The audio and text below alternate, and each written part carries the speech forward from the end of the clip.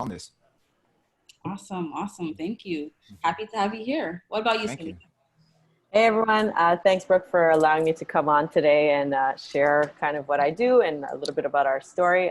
So for those of you guys that don't know me, my name is Celia Lopez. I'm a seasoned personal trainer, also the founder of a new company called PlaceMade. PlaceMade is Canada's first health and fitness inspired co-working space. So we're a shared gym space and training space for health and fitness professionals. But we're more than just a space. We provide business tools, trainings, foundations for success, pretty much for anyone that is a professional in the industry. So super excited to be doing that. We actually just launched, well, we'll be launching soon. And I can't wait to show you guys what we're about. Awesome. Yes. Congratulations again. I think that's such a huge accomplishment.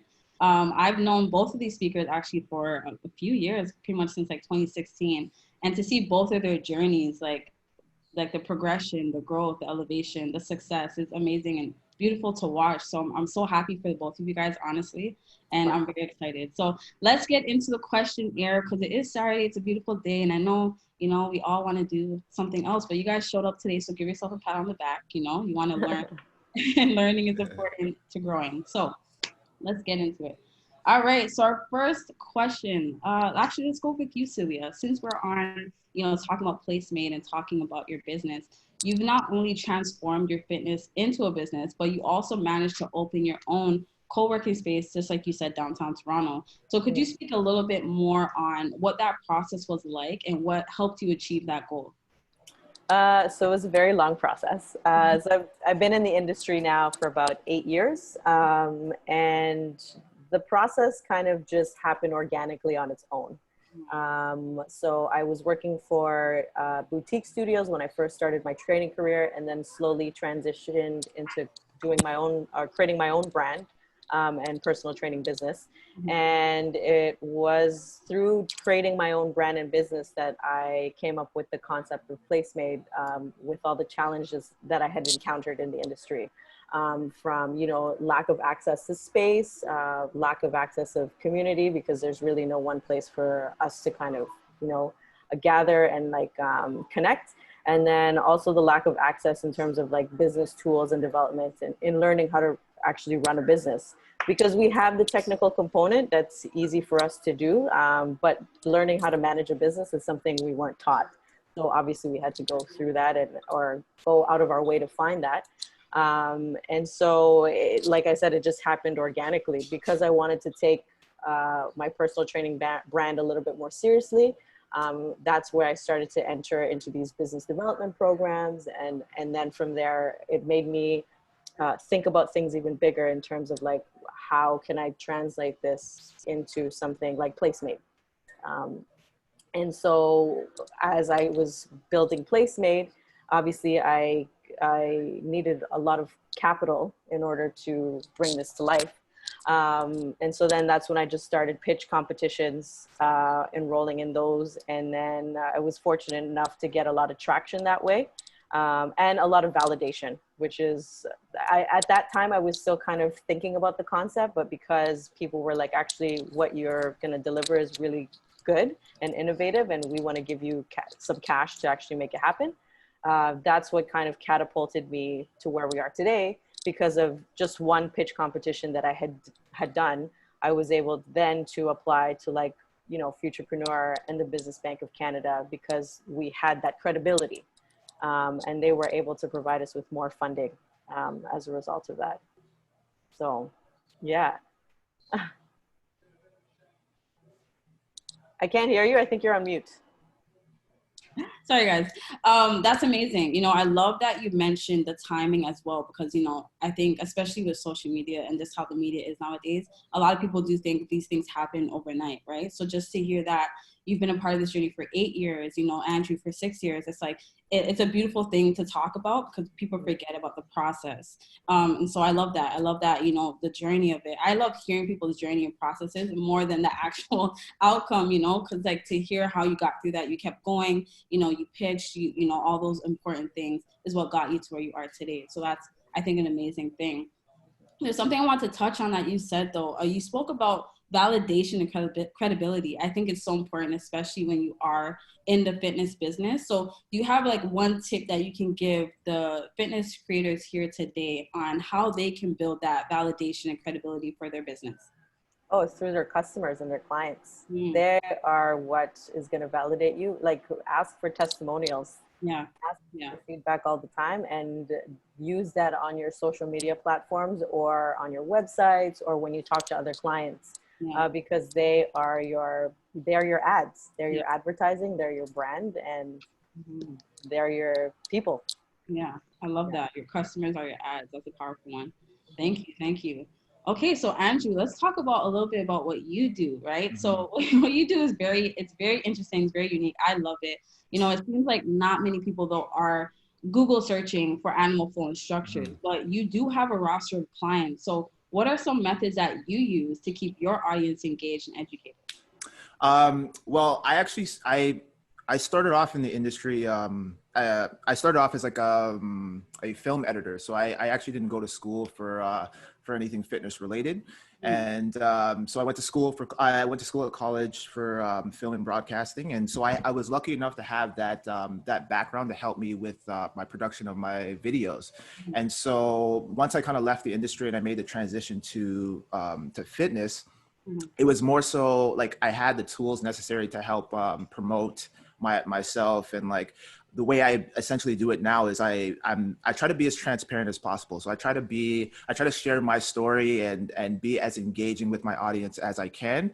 And I think people really appreciate that level of transparency because it gives them something to relate to, right? And so through my IG stories, I like to tell stories. I like to crack jokes. I like to show my personality because as a personal trainer, you know, it's in the word personal. You want to be personable with the people that you're trying to reach, right? So I always try to make sure that I show my personality as much as I can, my sense of humor, because as we've learned from the business course that we met at, people only do business with those that they like, know, and trust, right? So I try to build that likability with my audience and in everything that I do. So whether it's through my advertisements or through my stories or just whatever it is that I'm doing that pertains to my business, I want to make sure that I get that message across that, you know, I'm a likable guy.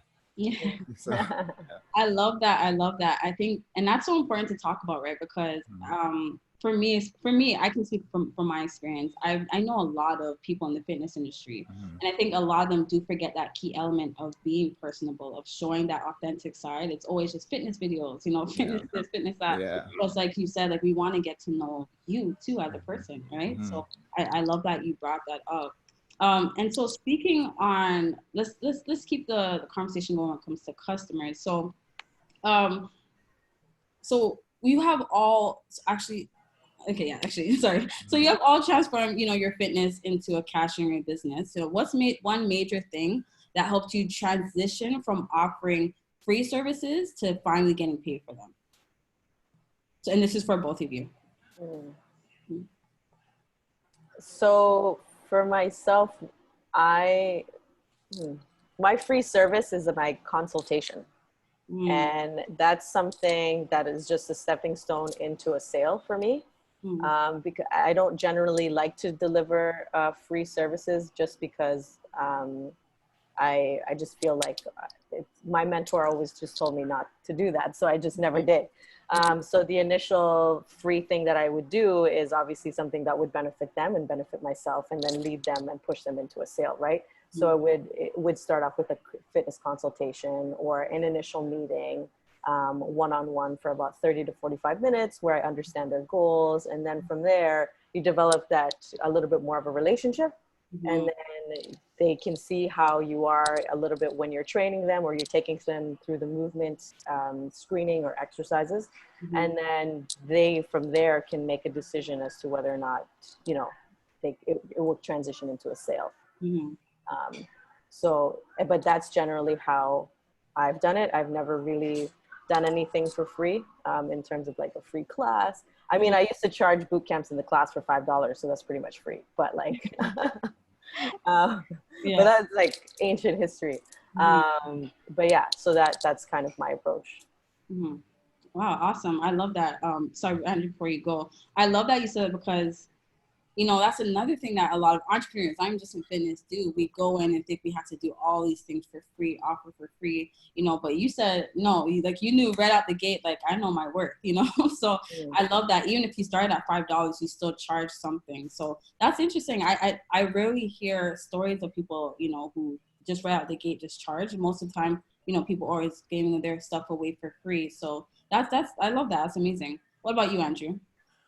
For me, I follow Gary Vee's kind of philosophy where he says jab, jab, jab, right hook, which basically just means give, give, give, and then ask. Yeah. And it doesn't necessarily mean that you have to provide like your full services for free, but it's more a sense of like providing some sort of value. So whether you're doing it through your IG content or your Facebook, like whatever medium you actually use, you're basically providing some kind of helpful tip for them that kind of demonstrates your value and showcases you as a trainer or you as a fitness influencer or whatever the case may be, right? So if it's something like Motivation Mondays, where you put something in your story that kind of helps people or encourages people to adopt a healthier lifestyle, and then Tuesdays could be like Tuesday tips, where you provide some kind of health or nutrition tip or some tidbit that they can take away. And you keep doing that, and then eventually you start dropping like your services, being like, hey, listen, I'm doing a promotion on this particular service. If anyone's interested, feel free to reach out, and this is where you can sign up or whatever. And a lot of the times people will look at that and be like, man, like, this person provided so much value on their IG for free that, maybe I'm gonna check and see like what their premium services are like, right? So that's kind of what I do. And then also just making sure that you're specializing in something. So be very good at what you do. So there's that saying that goes, be so good that they can't ignore you. And how I equate that is like kind of being like a jack of all trades but a master of one, right? In the sense where you're constantly educating yourself on different things. Like it's because the fitness community is like ever growing, right? It's ever expanding, things are always changing, so it's good to stay up with the times, but also you want to make sure that you specialize in one unique thing. So for me, my thing is like mobility, right? So like that I live, breathe mobility, and that's what I'm promoting. I'm promoting flow, and I'm also promoting health and like just wellness, right? Like both spirit, like in a holistic aspect, so mind, body, and spirit. Mm. And so that's kind of what I specialize in. And I my objective is to get really good at that, so that way people know to refer to me for that kind of thing specifically. It's kind of like when you're like, let's say you have a problem with your heart and you need surgery. You're not going to go to your family doctor and get surgery done. They're gonna basically refer you out to a heart surgeon or a heart specialist, right? So it's a matter of finding your niche and specializing in that, and that's where you're gonna start to generate more income that way. Mm. Amazing. No, I love that. I love that you said the jack of all trades, but master of one. Mm-hmm. That's powerful. First of all, I'm gonna Mm-hmm. drop that quote later on, but Mm-hmm. I love that. I love that, especially like you said, when it comes to wellness. And I'm in wellness too, and I can definitely relate to that because it's about like finding your niche and finding where exactly what your message is, where exactly you stand. So I know about that, and I think it's important, just like you said, like just finding what it is that makes you stand out. So it's like Absolutely. everyone will know you as, the animal flow guy, the mobility guy, Mm-hmm. That's amazing. Mm-hmm. All right, so like one more question when it comes to the customers and stuff. I think a lot of people here want to know this, and this is one question that I've been getting asked too, is how can fitness content creators actually attract the clients and customers through social media? So I know we talked about, content creation, freebies and stuff like that, but is there any trick or tip that they can actually use that can help them to attract people through social media? Andrew, do you want to? Yeah, go ahead. Yeah. Sure. Yeah. I would just say again, just to piggyback on what I said before, is just being really good at what it is that you do. Have like if the passion is there, then people will find you. Like I think I pride myself on my work and my content because I'm not trying to live up to some standard and be something I'm not. I actually live, breathe what I preach. So like I practice what I preach essentially, right? So I put all my passion into it, and it shows, right? If you're very passionate about something, you're going to exude that in your content, and it's going to again showcase that transparency and that personality, right? So I think being really good at what it is that you do, and then also collabing. Like don't neglect the power of collaborating with other people, like kind of like similar to what we're doing right now, right? Where it's like we're basically, you know, opening the floodgates for cross streaming of our audiences, right? So collaborations is one thing that really helped me to kind of get myself out there, get my name out there, because now you guys are both providing value to each other, and it's a collaborative effort amongst both of your audiences, right? So I think that's also a key component. And then again, just knowing your niche, so you know who you're basically catering to, right? You can't please everybody, right? Not everybody is going to vibe with you. Like I'm not the type of trainer that's going to be like a drill sergeant, right? You know, so, you know, I obviously don't seek out a clientele that is looking for that. So I know my audience, I know what type of clientele I want to work with. And that's kind of, I go to where my audience is or my clientele is essentially. So, yeah. No, amazing. That's an amazing tip. It's like, you know, sometimes people are always sitting back waiting for people to find them, but it's like, go out there and find them. You can do that as well, you know? So I love that. And talking, actually, I want to ask the audience a question, because you did bring up a good topic, which is niching down. So everyone who's listening, let me know in the chat box, if just drop a yes or a no, if you're crystal clear on what your niche is. When it comes to being a fitness creator, a fitness instructor, being in the wellness industry, do you know where you stand? You can just drop a yes or no in the chat box. It's a good question. Okay. No one knows? All right.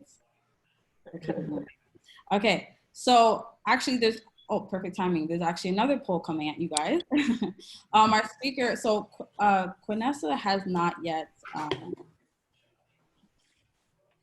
been included yet. I know that this is definitely not like her, so I know there's probably a last minute emergency happening. I'll definitely do something about that later. So in the meantime though, she did have a question for the group, and it's, do you prefer fitness trainings to be one-on-one or with partners? So the poll should be popping up on your screen right now, and I'll just give everyone a few seconds to answer that. Do you prefer fitness trainings to be one-on-one or with partners?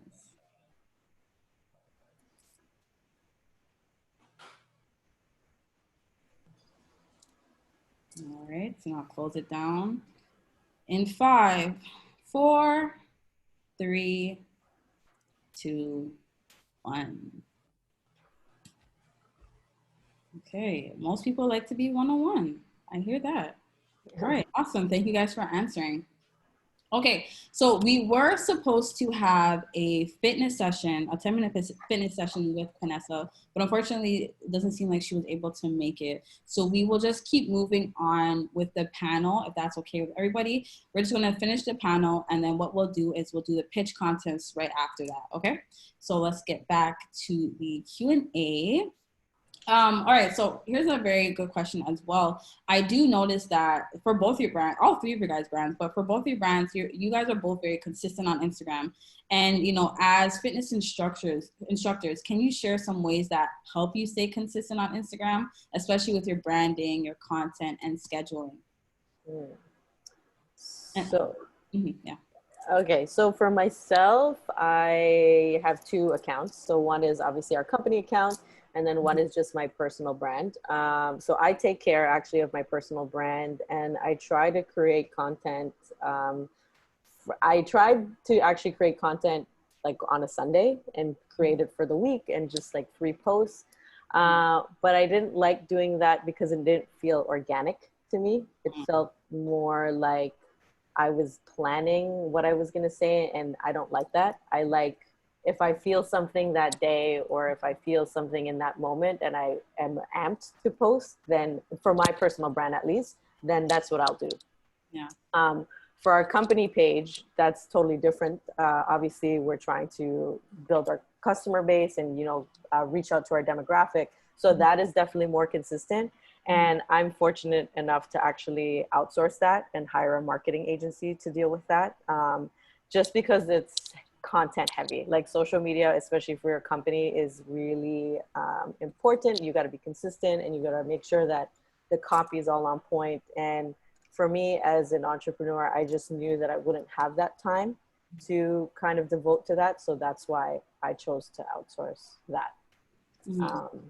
But that's pretty much how I do our content creation and social media. Awesome. What about you, Andrew? Yeah, I'm similar in the sense that I have a very laxed approach when it comes to my content creation, just because I started off doing the scheduling, and it became a very daunting task, and it put a lot more stress on me because I was like, oh crap, I haven't posted anything for Wednesday wellness or whatever the case may be. So I'd start stressing about it and like try to get together something really quickly, and it did it didn't come off very organic. And so yeah, now I kind of just, I just go with the flow. Whatever I'm feeling, I post whatever inspires me, because I think that showcases more of my passion, and I think it resonates more with my clientele.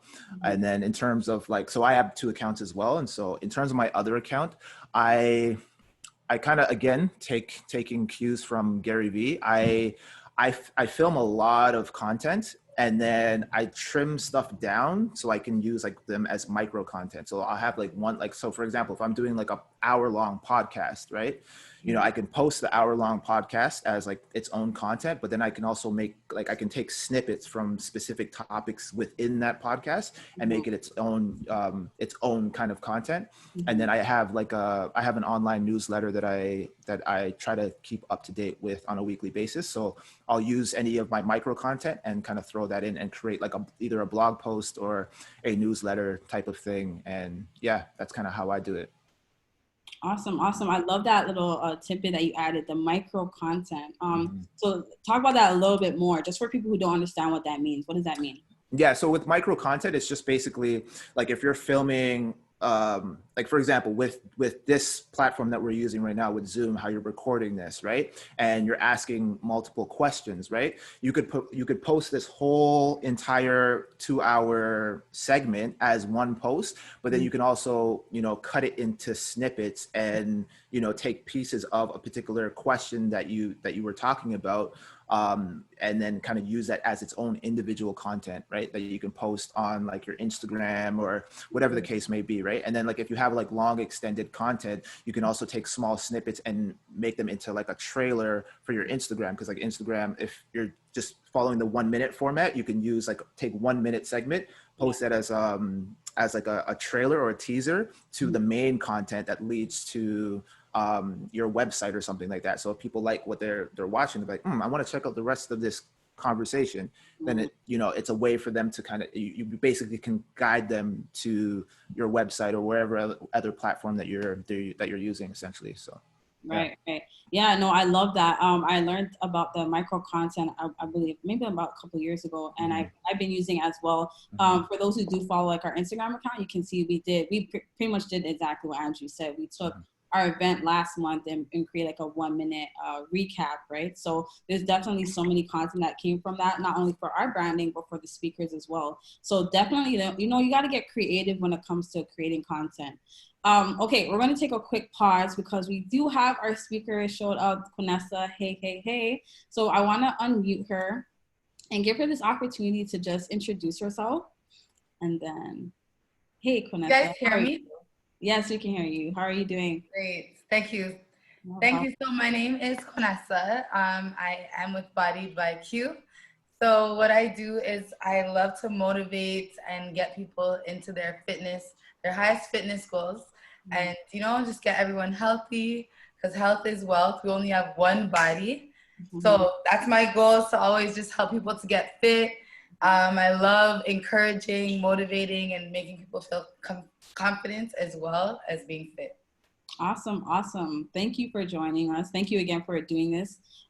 So definitely check out Kunessa. Her brand is Body by Q. She's been doing a whole bunch of fitness trainings in the parks and stuff, getting people ready for the summer. So definitely check her out. So what we'll do, Kunessa, if you don't mind, we're going to continue with the rest of the Q&A. And then after the Q&A is done, we'll do the fitness session with you.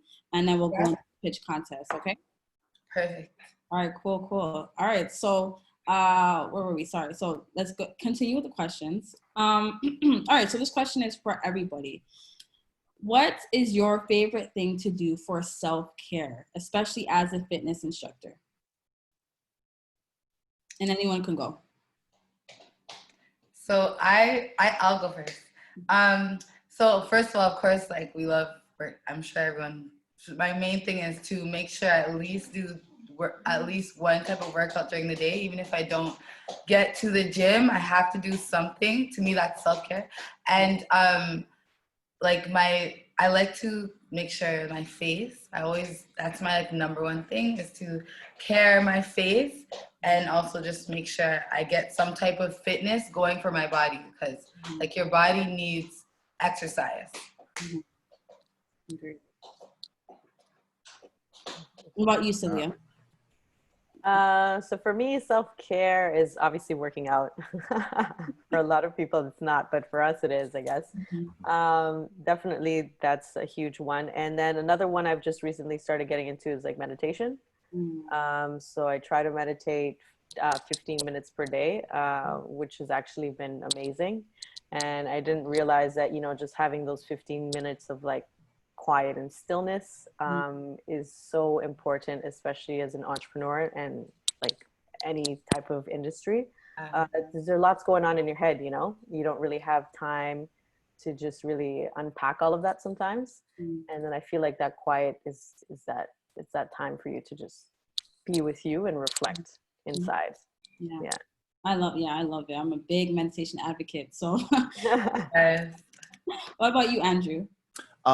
Yeah, for me, meditation as well. It's the number one thing on my list, and going out for nature walks. I started going out for hikes a lot more, which is very therapeutic for me. And I'm also into like spoken word and poetry. So like I'll go for walks and like find a nice peaceful place and just kind of just write.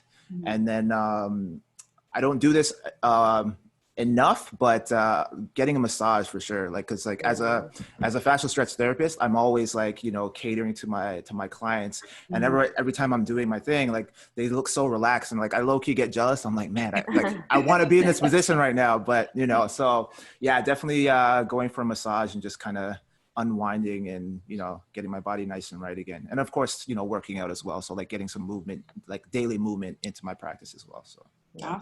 Awesome. I love those tips. Okay, so Konessa, we just asked Andrew and Celia right before you came on about their consistency on Instagram. So I want to hear from you, because you're also very consistent on Instagram. And so as a fitness model and instructor, can you share some ways that help you to stay consistent, you know, with your branding, your content, and your scheduling? Yes. So my main thing is stories, I think, are very important. Even if you don't post on your feed, at least on your story, because like somebody's gonna see your story at least sometime throughout the day. And then that way, if you don't post, because I don't post on my feed every day.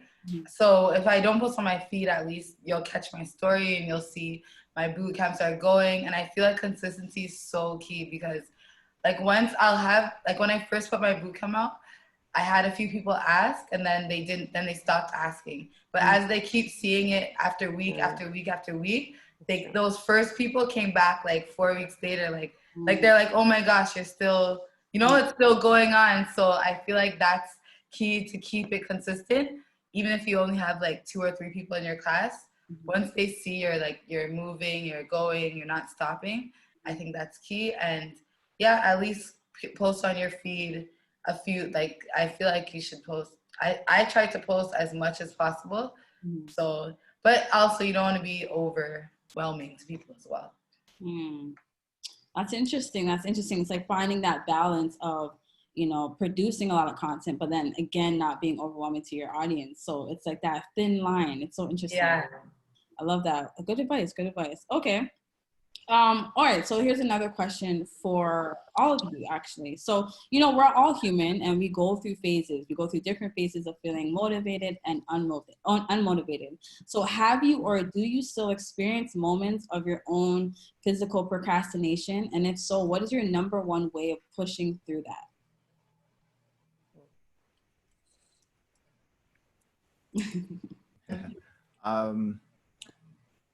I guess I can take this one. For me, I I kind of follow in Tony Robbins' footsteps, and he has this thing called the Power Hour, where he wakes up early in the morning, and he has this morning routine that he does, and he kind of refers to it as priming for his day.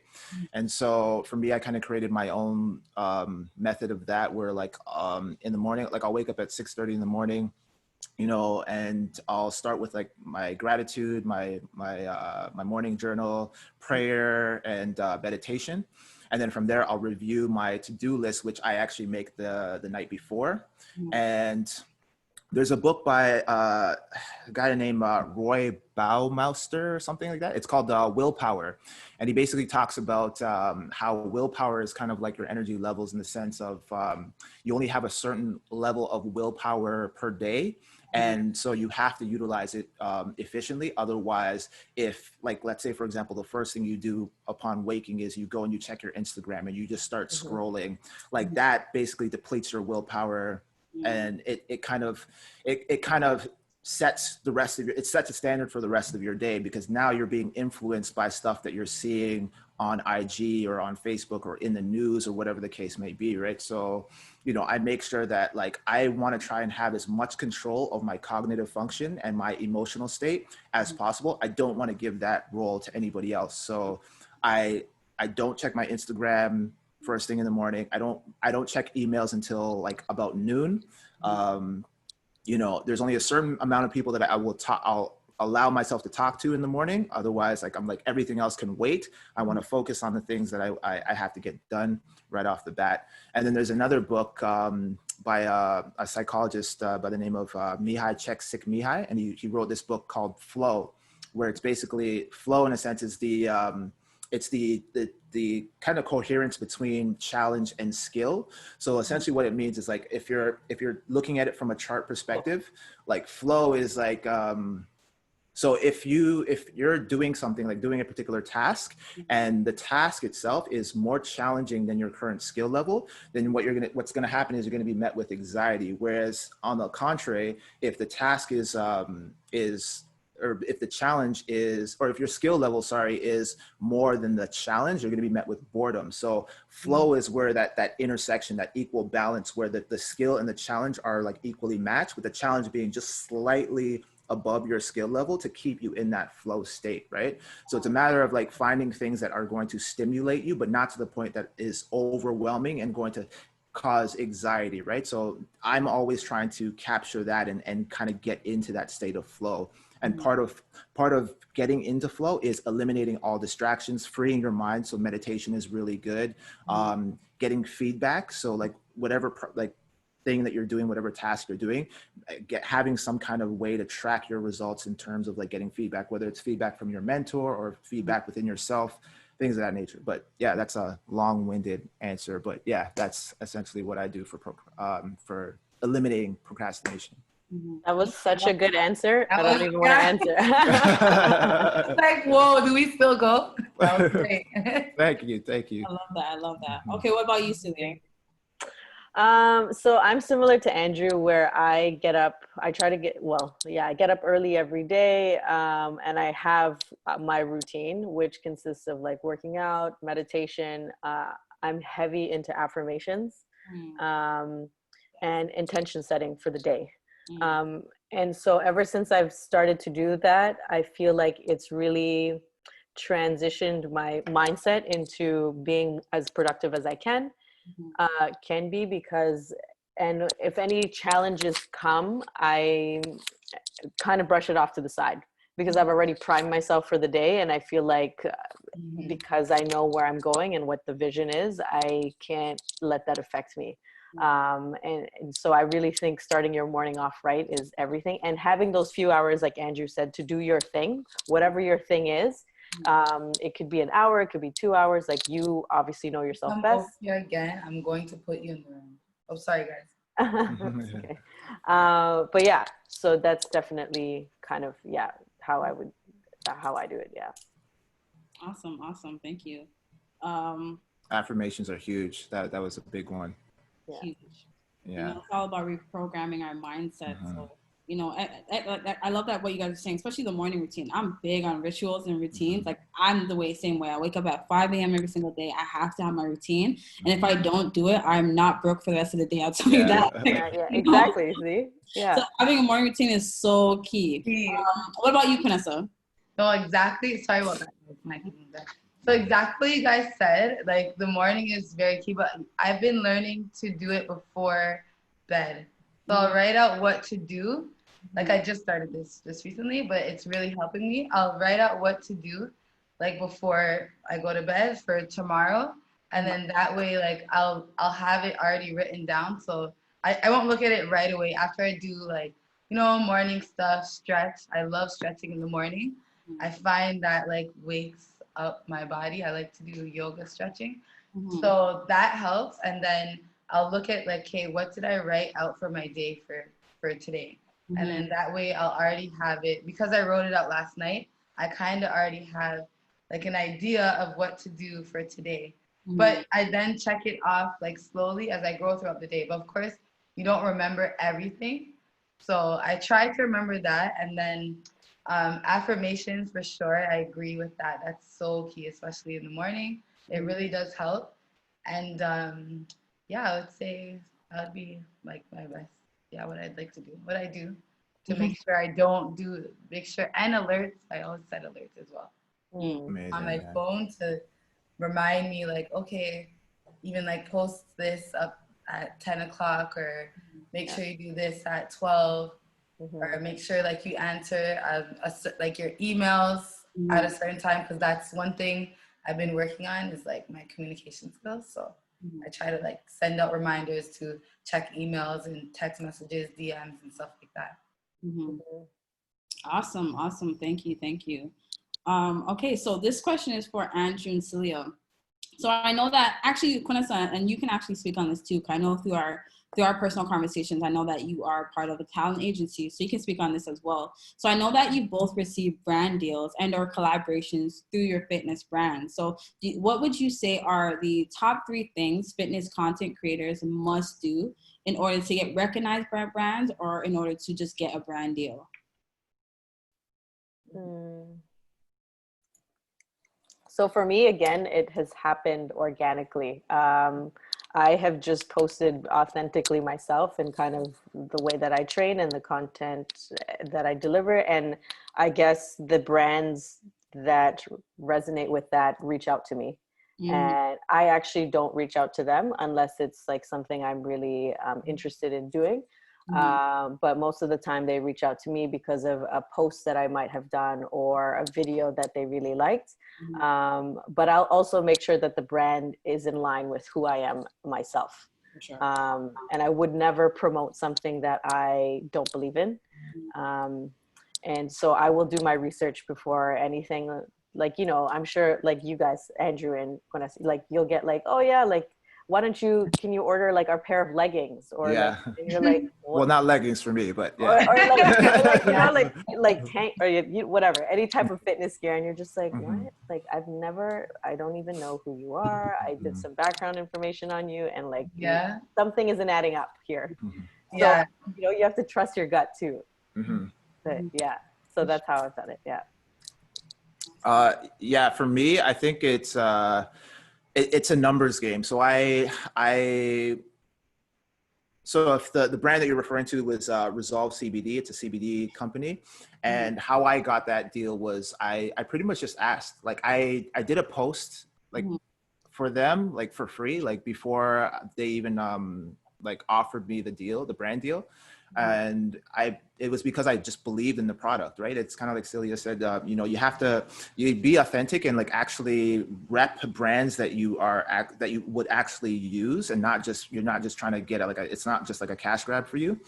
And yeah, I pretty much just reached out to them and I was like, hey, listen, I love your products. I would love to become a brand ambassador and rep your brand. Can we talk details? And like, you know, you basically just play the numbers game. It's like you just ask, and if you don't ask, then you know, closed mouths don't get fed, as the saying goes, right? So you have to put yourself out there and just keep asking. Like make a list of all the brands that you want to work with, or all the brands that align with your key message or your brand, and then just send them an email, make it personal, and actually know your value, know what you're bringing to the table, because don't approach it like, hey, give me money. You know what I mean? Like, you Yeah. make it so it's like, okay, I like come to them with ideas and like be like, listen, I really like your product. I think I could provide value in this way, and this way, and this way. And I think it would be a really good partnership.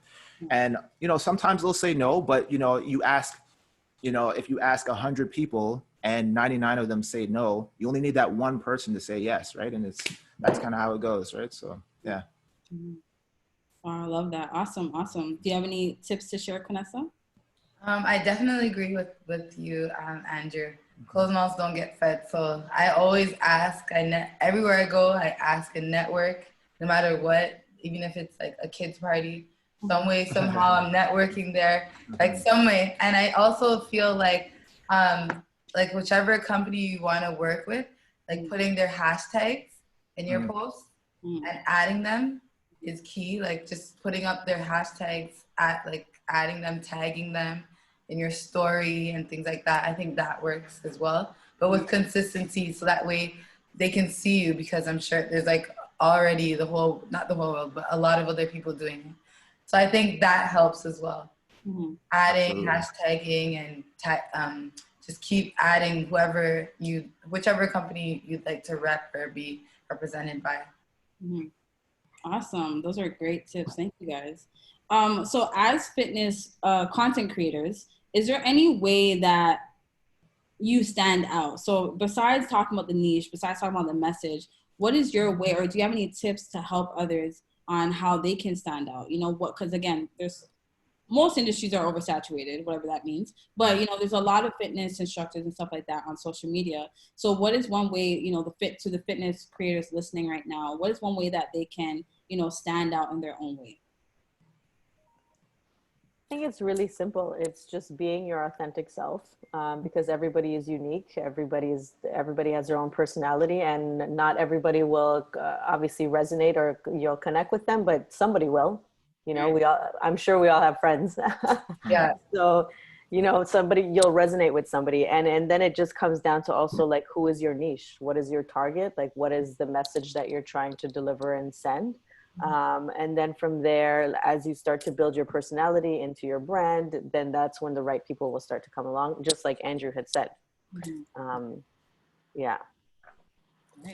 I think I agree with that. And I think in addition to that, I think, you know, really analyzing the kind of like, so if we're using Instagram as an example, you know, doing like analyzing what kind of fellow fitness creators that you're interested in, like what do you watch, like what appeals to you, and you kind of, you know, I'm not saying to copy their style, but it's like there's obviously something about that person that resonates with you, right? And if there's a pattern that you're seeing where it's just like, I really like fitness coaches that teach this specific way, or they demonstrate their personality in this way, kind of thing. If that's something that you can like kind of mimic into your own style, making it still like authentic, then I think that would help you as well, right? Just kind of getting ideas. And it's kind of like Bruce Lee, what he said about, like, you know, take what's useful, discard what's not, and then make what's uniquely your own, right? So it's a matter of like we're all kind of like an amalgamation of like different things, right? Like we all have different influences from a variety of different places. So like, you know, who you are as a person is based on the influences and the product of your environment. So I think just taking that approach and, you know, creating what's uniquely your own is going to help you kind of stand out. Awesome. Yeah, I agree. Yeah, I definitely agree with that. And that's key, like to use and to look at others and what they're doing in your industry. Like, I don't think there's anything wrong with that. That helps me a lot. And another thing that I do is I also like I look at that, like what other people are doing, and I try to think, okay, let's say I'm looking at like certain people for the week. I'll think about, okay, she posted legs, she posted arms, she posted a HIIT workout. I'm going to do abs just because I didn't see none of y'all, like not you guys, but I didn't see nobody post it in so long. So I'll be like, okay, let me do something that nobody has seen in a long time. or that I know would help people. Like, it's quarantine, so I knew, like myself, I wasn't able to go to the gym. So I tried to think of exercises that people would like to do in the gym, but at home. And then, like, I feel like that helps just like speak to the audience and try to be different, unique, and creative. Like, I always try to look at different ways to make exercises and like go outside, find different locations, find different like ways. And also like, I feel like too what my Instagram really picked up when you're more professional. I think that's key. Like, professionalism is very key, because my old videos that have like not so good quality is a big difference from my new videos with my better quality. So I think that's very key as well. Yeah, for sure. Thank you. For sure. Branding is definitely like one of the most important things. So, but speaking on, you mentioned, not professionalism. You mentioned, sorry. Well, looking at other people and what they're doing. Right. So I love that I love that you mentioned that, because I feel like there's a thin line between, following the trend, but then like you said, it's like kind of not following the trend and like, finding the loophole, solving a solution almost, or solving a problem that's kind of no one's really paying attention to. So this question is for everybody. So when it comes to creating content, do you guys follow the trend? Do you do pretty much what Vanessa was saying, like finding the loopholes, or do you incorporate the two? I think for me, I kind of just do my own thing. Like I don't want to follow the trend because, Brooke, like you were saying, the fitness industry is already overly saturated, and I find a lot of people are kind of doing the same thing, and it's great because everyone has their own audience, right? So you're catering to somebody regardless, right? But for me, it's just like, my mindset is always like, I want to create content that I would like, if I was having an out of body experience and I was just kind of an outsider looking in, what kind of stuff would resonate with me? What are the things that I'm interested in? Because I really want to connect with like-minded individuals. I want people to kind of share in my vision, and I want to be able to be a positive influence in their lives, right? And so I kind of have to take myself out of the equation in a sense of like, what are some of the things that really resonates with me? And so I make content based off of that. So based on my videos, I have a very comedic sense of humor. I don't take myself too seriously. To some, it might not be the most professional, but I mean, I just like having fun, right? Because, like, especially in these crazy times now with COVID and everything, we need a little bit of that humor and that lightheartedness, right? So that's kind of the approach that I always like to take. I can get serious and, get down to business and be a professional, but I also like to just kind of have fun with my content. And yeah, that's kind of my approach. I love that. Yeah. What about you, Celia? Yeah, I'm the same way. I just do whatever feels right to me. And I don't like following the trends because that's not me. That's not authentically me. So I just generally try to do what I would like to see for myself, or what I feel like my demographic would like to see. And for me, I've even transitioned, like, yes, I am a personal trainer, but more of my stuff that I promote is more about like entrepreneurship and empowerment and really my personal journey. And that to me has gotten a little bit more traction, as opposed to posting fitness videos, which is obviously what I do. But there's more behind the scenes, and I think people really they feel more connected to me because I feel like I'm more real. I'm a huge person on being authentic with who I am, and yeah. So I love that. Do you have any other extra tips you want to add, Vanessa? No, like they said, I love what they said with looking at the trend, not following the trend. So just like me, I look at the trend and then I try to find a way, not out the trend, but like to stand out. Yeah, and like you said, Andrew, I myself am not like that. I can be serious in my boot camp, but even in that, I'm like I like to have fun, and I really don't like how people think business has to be professional. Yeah. Because when I seen Rihanna, I don't know if you guys see Rihanna's her promo, she did shots and makeup. And she was taking shots and like doing makeup swatches. So she was promoting her Fenty, but she was also taking shots. And I was like, wow, people would be so scared to like show that you're getting not drunk, but you're getting a little bit nice on camera. But that when she did that, I was like, see, like it was so nice to see that she's stepping out of her box and she's showing the world, hey, it's okay to have fun and do business. Right. Yeah. So I love, Yeah. I like that. It's good to like be cool and businessy. I love that. I love all these tips. It's like what Andrew said earlier about like once you find your passion, the people will come. So it's like she's just very passionate about makeup anyway. So no matter what she's doing, the people are gonna come. Yeah. So I love that. All right. So last question, and this is for everyone. What content conversion and or cash generating tips do you have for the fitness enthusiasts in this chat room? What can help them during COVID? Definitely. You can go, Andrew. I see it coming to your. No, I mean, ladies first. If you got something, then I was just like, I'm trying to think. You can go ahead. I was just gonna say, just getting online.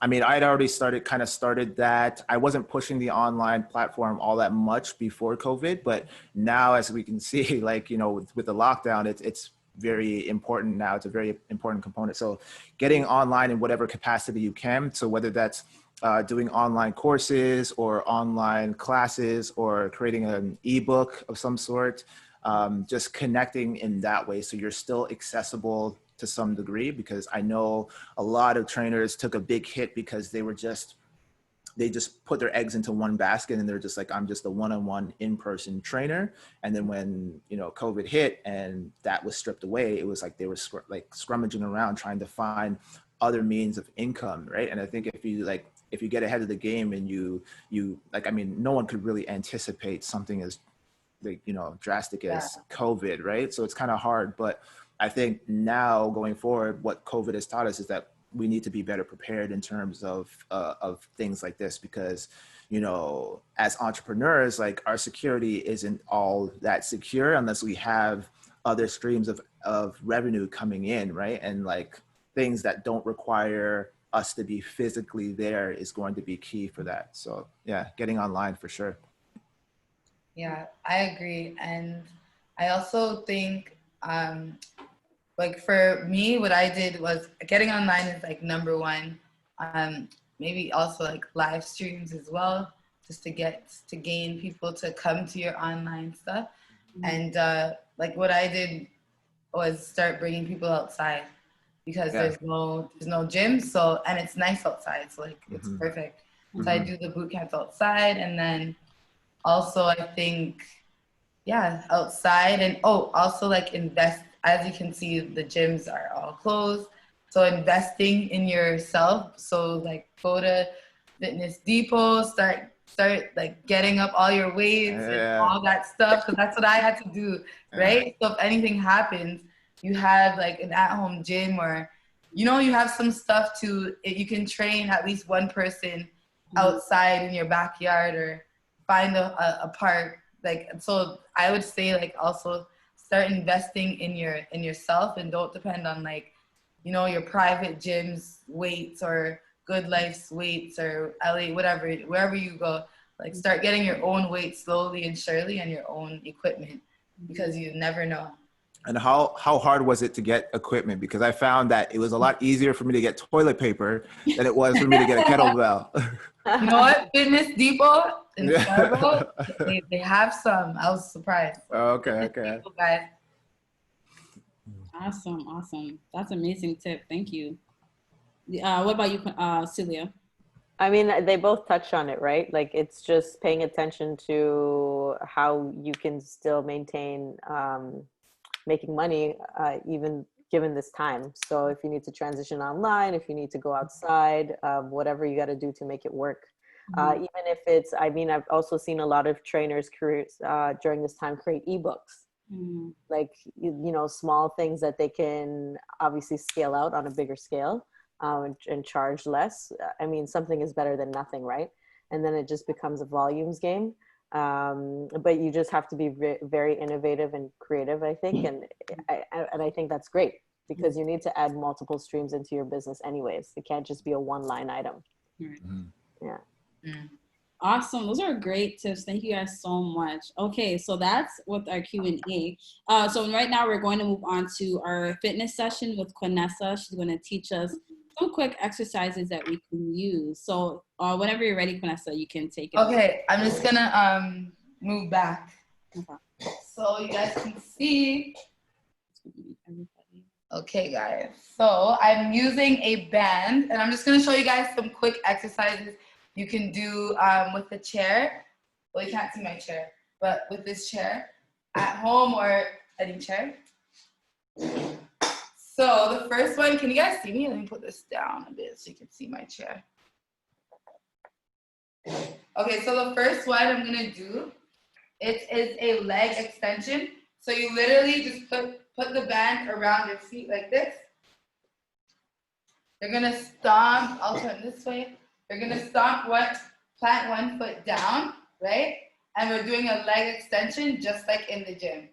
So literally you're going to extend your knee. You guys can see, let me bend it down a bit. There we go. Okay, perfect. So you stomp one foot down, and just like a leg extension, you're going to extend your leg up. So same thing, just like in the gym. And trust me, it's really hard. It looks easy, but it's hard with the band. And then secondly, we have, hopefully you guys can see, same thing like in the gym, because these are things I miss in the gym. So I don't know if anybody else, but so that was for your quads, and now we're gonna work our hamstring. So same thing, you're gonna have one foot planted down, and you're gonna do a leg curl. So you're just gonna curl your leg right up, and that's gonna work your hamstring. Okay, next. And then for our hips, this is good for everyone, but ladies, we love to do this. Hip abductor. So you're gonna put the band right around here. Always make sure, guys, chest is up, core tight and engaged. And you're just gonna open up just like in the gym with your knees. That's for your hip abductor.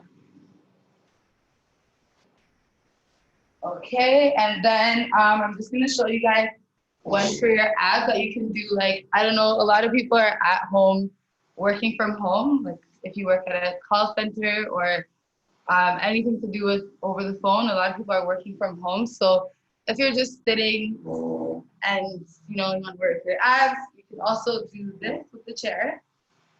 So these are knee ups with the chair.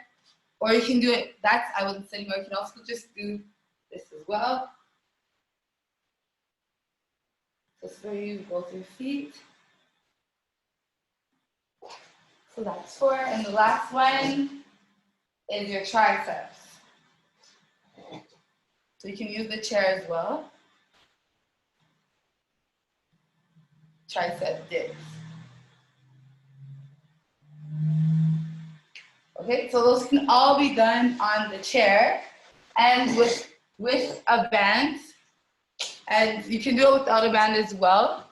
It'll still target your quads, your hamstrings, and your hip abductors, and your abs. So hopefully that was helpful for you guys. If you guys are ever like sitting, not knowing what to do, or you just want to do something quickly, that's a quick little exercise that you can do, and something that you can do at home without using like a leg extension and the leg curl at the gym. I love it. Thank you so much. That was actually helpful for me too, because I work out at home, obviously, especially during COVID. So I didn't know about some of those. So thank you. That was amazing. Awesome. Okay. So moving forward now, we are now getting into our pitch contest. Okay. So anybody who is brave, we have about 10 people on here. So whoever's brave enough to pitch their brand in 60 seconds, put your hand up or drop a 1 in the chat box. All you have to do is pitch your brand in 60 seconds. Tell us who you are as a fitness enthusiast, instructor, creator, whatever. And then whoever, the judges will then judge you and then choose a winner. The winner will then get $100 cash prize. So who is interested in, you know, putting themselves out there, you know, and taking from Celia's journey. I mean, one pitch got her to where she is today. So you guys never know, you know, got to start pitching your business and pitching your brand. So who wants to pitch their brand today? Let's see. Let's see. Come on, you got to step out of your comfort zone. You're growing when you're out of your comfort zone. Oh, no. Vanessa, I just gotta say, your triceps are serious, girl. Thank you, thank you. It's so, that's like one of the hardest things to work. So thank you. Yeah. Especially like for women, oh my gosh. I know, I'm looking at your arms and I'm like, damn, I need to get to work. Thank you. Oh. All right, in the meantime, while some people are, you know, gaining their confidence. Yeah, that confidence. So, we'll ask another poll question. So look on your screen. There should be a poll popping up right now. It says, as a fitness content creator, what do you need help with the most? And it is multiple choice. What do you need help with the most? Marketing, advertising, content creation, branding, sales, funnels or lead magnets, or social media engagement. All right, so I'll leave that poll up there until we get, at least there has to be 2 people in here who will love $100 just for pitching their business. 60 seconds, man. That's not long.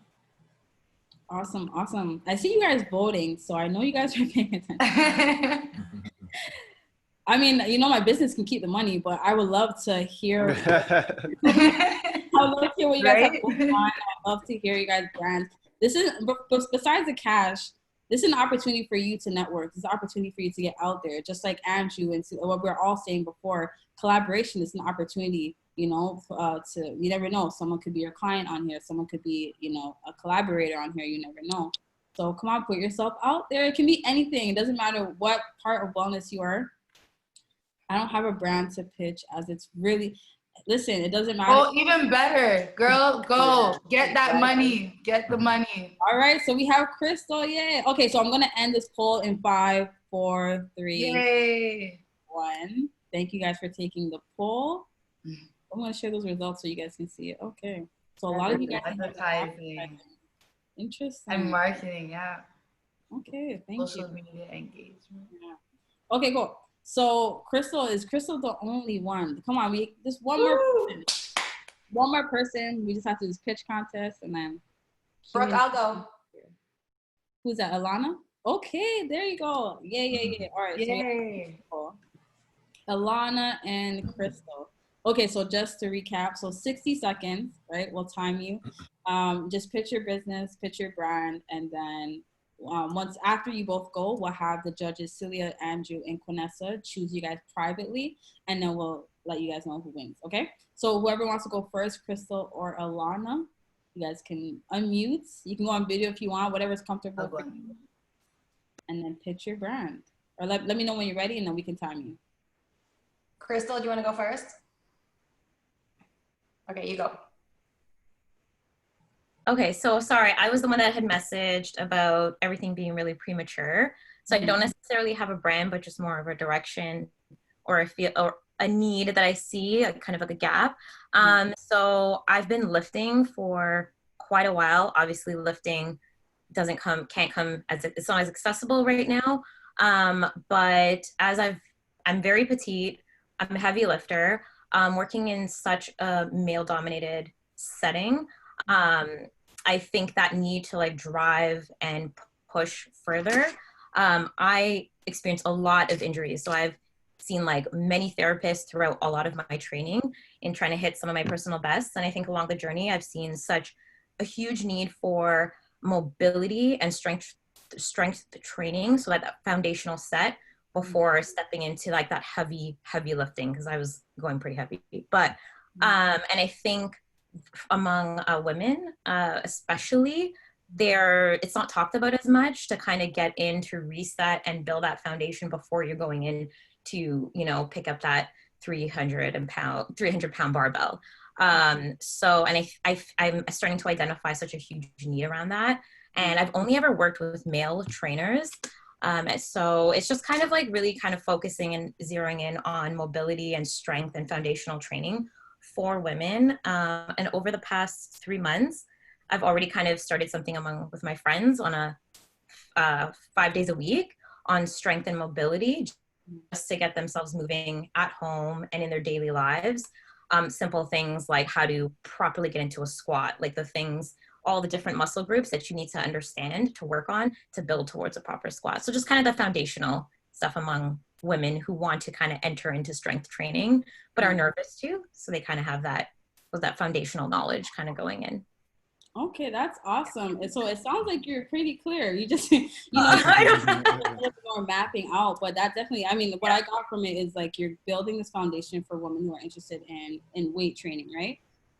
That's what it's called? Yeah, we're just a movement. I just want to kind of get people like into movement and finding the value of how important it is for like mobility and a little bit of flexibility before getting into that. So kind of sets you up for success. When my weightlifting, my journey, it was sort of the opposite. I went in pretty hard and I almost had to work backwards because I realized, why am I pulling my back on my deadlifts? Why am I'm not getting that range of motion to power up on, like, you know, squatting like 250. So it was like, I realized that there's so much more just the slow and controlled and those smaller muscle groups that you just need to take a step back on and build that foundation. I think for so many women that I know, they find it scary and intimidating to go into like these either boot camps, gyms where you see a lot of male trainers, and they feel this maybe somewhat need to kind of keep up, but really it's not. Like, so just building that foundation to give that courage to, doesn't even have to be weight training, but just getting into a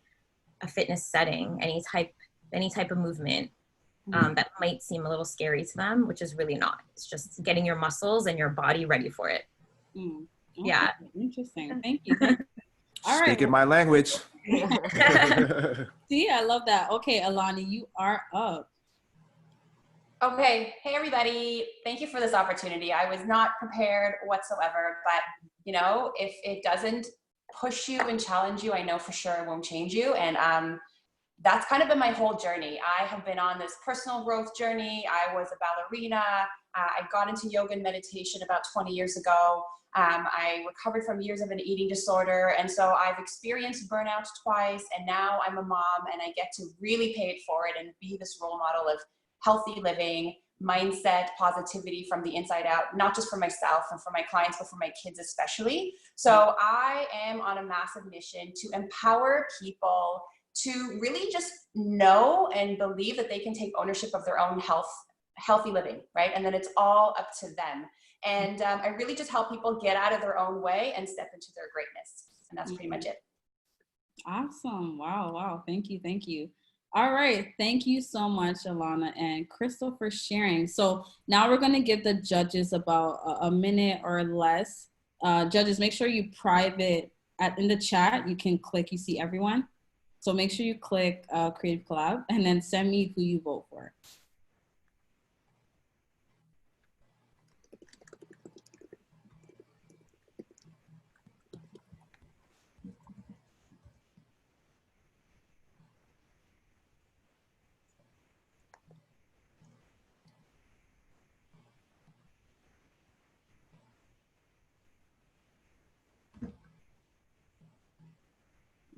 Okay, waiting for one more vote.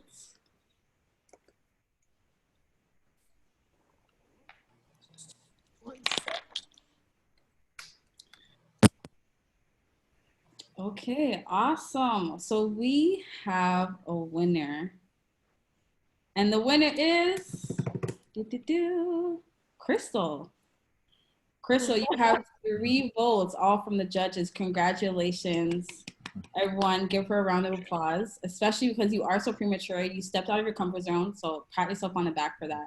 And congratulations. Awesome, awesome. Thank I you. love that. Thanks. Okay, awesome. So we're pretty much at the end of our event. So what right now, if anyone has any other questions for the speakers, drop them in the chat box. We are also going to be giving away another prize. And I actually just thought in my head who's going to go to. So the prize is actually a Lululemon or a Nike $50 gift card.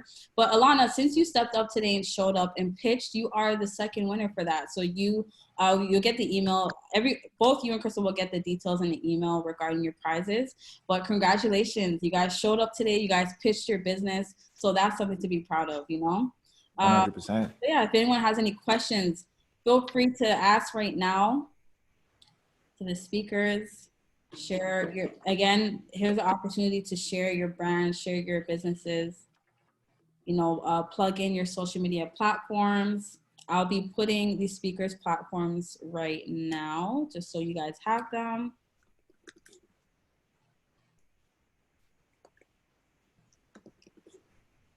I think there's a question in the chat box. Oh, give me 1 second. All right, so AAA, how do you guys on the panel go about planning a larger scale, aside from the regular to-do list and routine? So how do you guys go on, how do you go about planning on what do you mean planning? So do you mean planning what exactly? Unless the speakers, you guys understand the question? Yeah, I need a little bit more specification in terms of like larger scale. Mm-hmm. So give us some more information, AAA. What do you mean?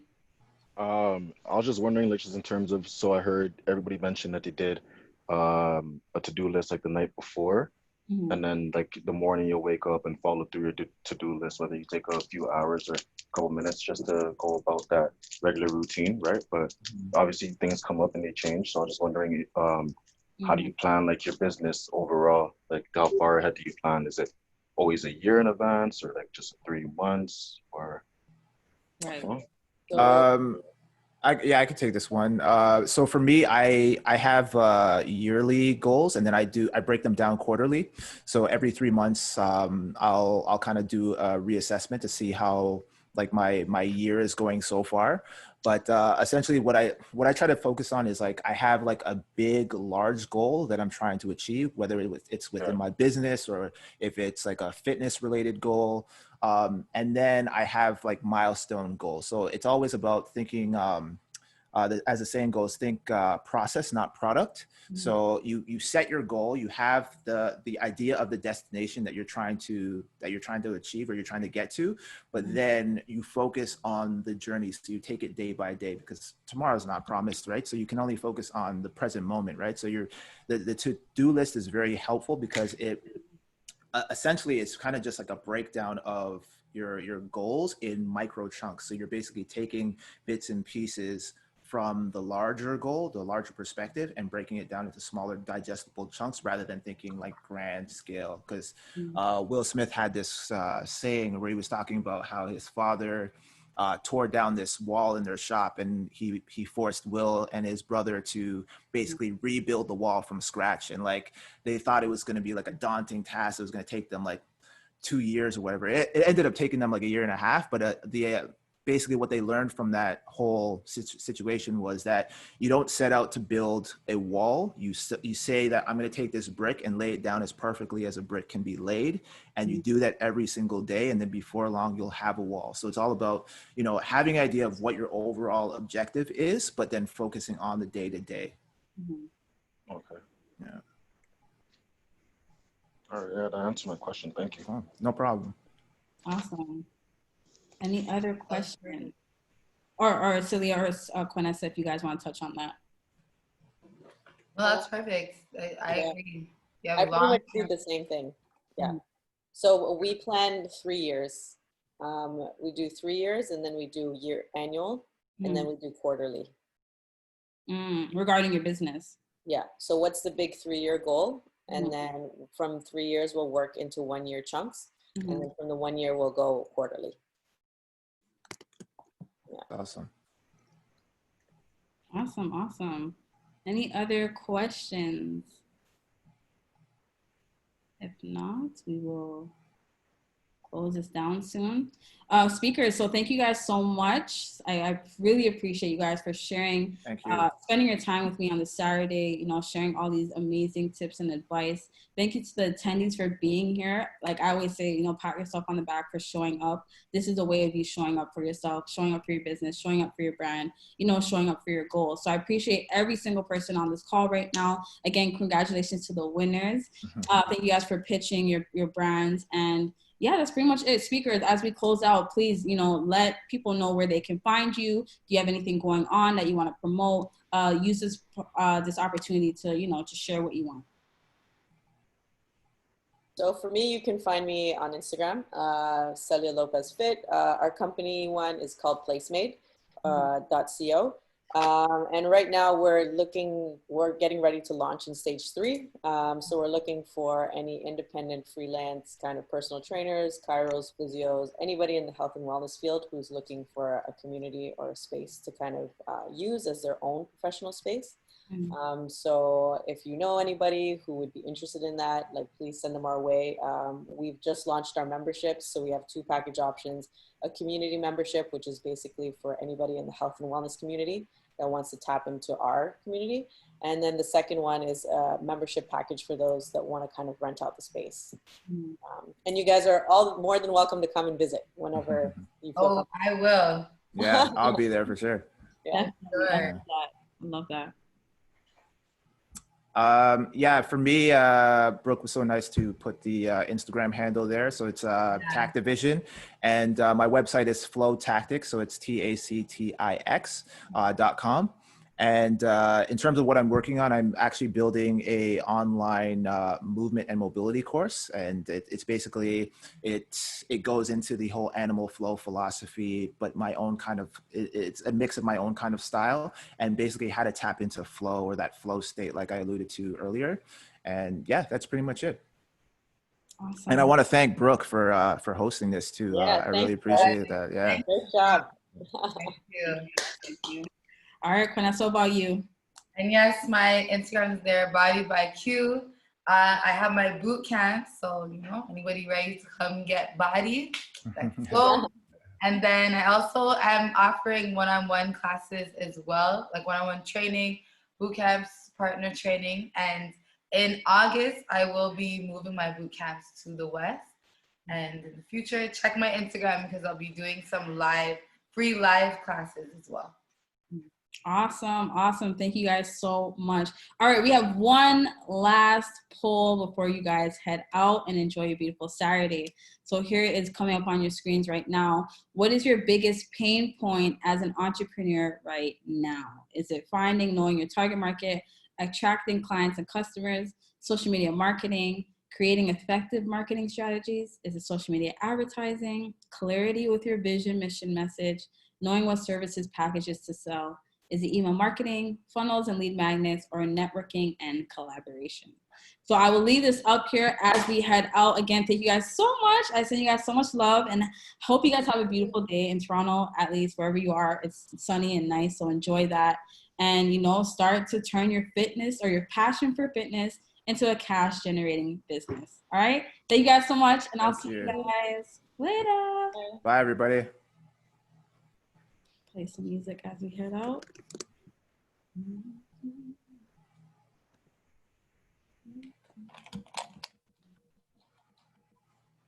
Awesome, awesome. The poll is done. Share results for transaction.